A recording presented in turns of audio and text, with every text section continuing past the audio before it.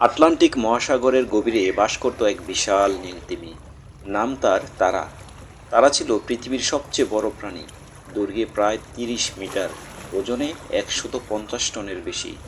তারা ধীরে ধীরে চলে, গভীর পানিতে সাঁতার কাটে, আর ঘন্টার পর ঘন্টা শুধু পানির নিচেই থাকে। সে সাধারণত একা থাকে, অনেক দূরত্ব অতিক্রম করে। একদিন তার পাশে এসে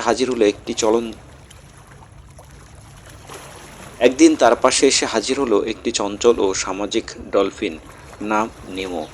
ডলফিনরা আকারে ছোট হলেও তারা অত্যন্ত বুদ্ধিমান। নিমো দলবদ্ধভাবে চলতে পছন্দ করে।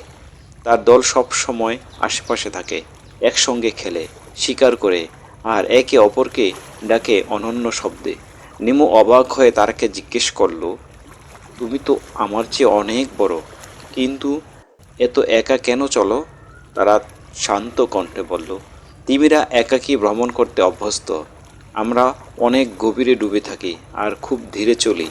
আমাদের শরীর বিশাল, তাই অনেক খাবার দরকার হয়। নিমু মুগ্ধ হয়ে শোনে। তারপর সে বলল, আমরা ডলফিনরা অনেক কৌশলী। ছোট ছোট মাছ ধরতে আমরা দলবদ্ধভাবে শিকার করি। আমরা জল থেকে লাফ দিই, শব্দ ব্যবহার করে একে অপরকে খবর দিই।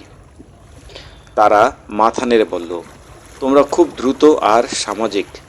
আমরা তিমিরা বেশি সময় নীরব থাকি, কিন্তু দীর্ঘ পথ পাড়ি দিতে পারি। এইভাবে তারা আর নিমো একে অপরের জীবনধারা থেকে অনেক কিছু শিখে ফেলে। তাদের আকার, জীবনযাপন, খাদ্যাভ্যাস সব কিছু আলাদা হলেও একে অপরের প্রতি ছিল সম্মান আর কৌতূহল। তাদের দেখা হয়েছিল একবার, কিন্তু সেই একবারের বন্ধুত্ব রেখে গেল অনেক কিছু শেখার মতো গল্প।